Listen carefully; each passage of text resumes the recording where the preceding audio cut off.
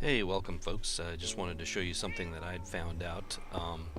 I'm sure a lot of people already know this, but it's kind of something that I mucked around with, and I thought some people would like to know how to do this.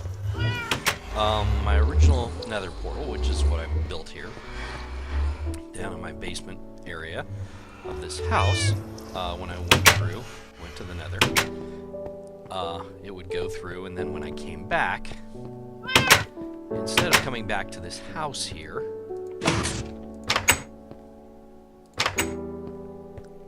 what would end up happening is I would come back way the heck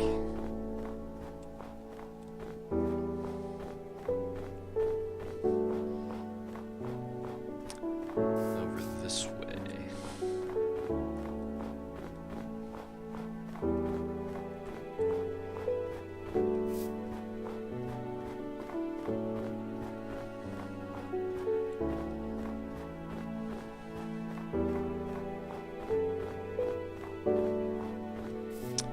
Basically where that little block house is over there, that's where my nether portal would come back to. And for a while there I couldn't figure out why until I figured out exactly how portals work and how they so this is the portal. I would come back to this thing, which is a little trek away from the house. I mean, you know, no big deal or anything, but I kind of wanted it to come back exactly where I left off, so I found out exactly how nether portals work, and I just thought I'd share it with you guys. And so, basically, if you look at the coordinates of the portal in the overworld, or this world we're looking at right now, as soon as I get back, I'll show you what the coordinates are actually of the portal actually are.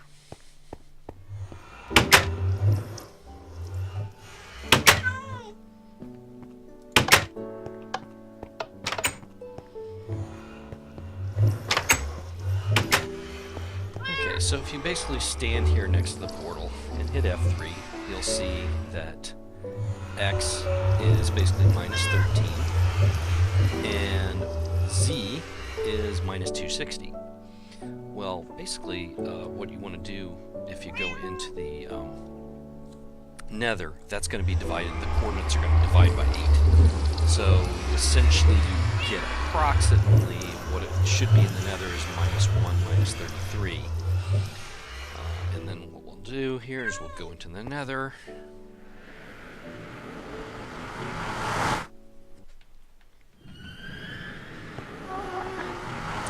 Original nether portal was actually right here, as you can see.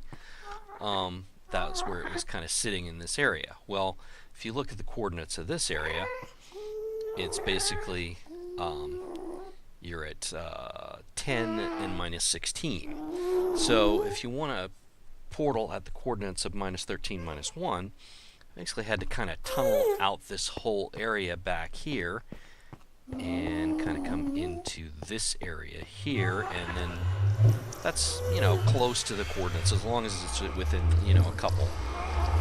You're right here. You're on a chunk boundary, actually, 1 and 15. And so I built the portal once I tunneled back into here. Then I built the portal, and because the reason it works that way is because when you build a portal in the overworld,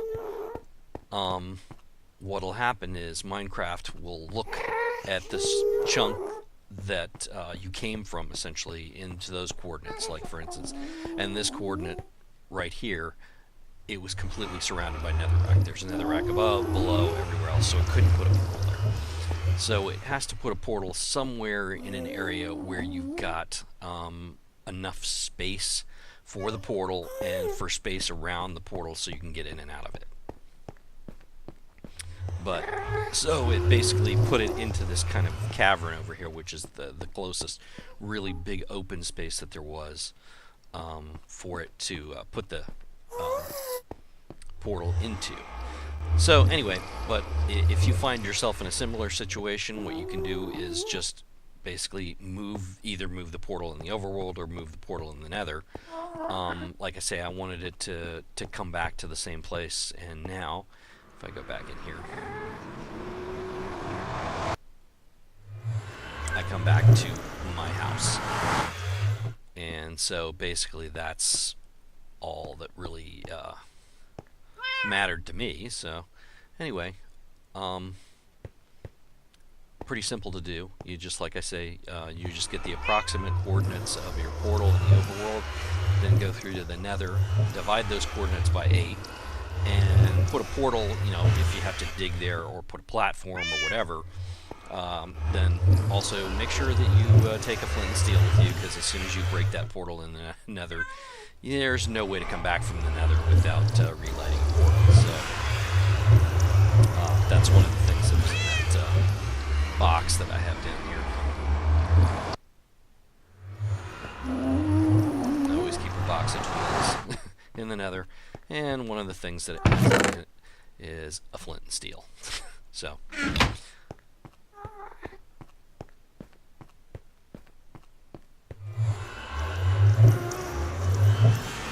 cats drive me crazy. They're so noisy. Of course, the portal's kind of noisy too, but anyway, so that is one of the ways that you can make a portal that goes back and forth now. Also, it has to do with Minecraft chunks. And what a chunk is, I can explain that too. As a matter of fact, let me go into my creative world real quick. And I will show you what a Minecraft chunk actually consists of. Basically, this is actually a Minecraft chunk. It's a 16 by 16 block, and then it would go up and down to 256. So it goes from the bedrock all the way up as far as the world can go. And if you want to know where a chunk begins and ends, you can stand on the edge right here, and if you hit F3, you'll see along the X coordinate all the way out there at the very end, it says C:-40, 0, and then on the Z it says C:10, 0. And so that means you're right at the 0, 0 point of a chunk. So if I start walking this way, that'll go up to 15, and then as soon as I go off, it goes to 0 again. So you're basically on the edge of the next chunk. And if I go down here, this will be 15, 15. So basically that's how you know where the chunk boundaries are actually at. And one of the things about Minecraft chunks is the 15 by 15 by 256 makes 65,535. If you multiply basically 16 by 16 by 256. And coincidentally enough, that is actually what is the largest number you can get as an 8-bit binary number. So basically, that's how kind of Minecraft divides the world up. So it's going to generate terrain on a chunk by chunk basis, and it makes it a little easier for the system to generate, rather than picking like 16 or 32 bits or 64 bits. It makes it a little easier for the system to deal with, even though the system can deal with much higher numbers than that for most people's systems. Most people are running at least 32. Most people are usually running 64-bit. But anyway, thought I'd just pass that information along. I don't know if it'll be useful to anybody, but there it is. And I will talk to you later.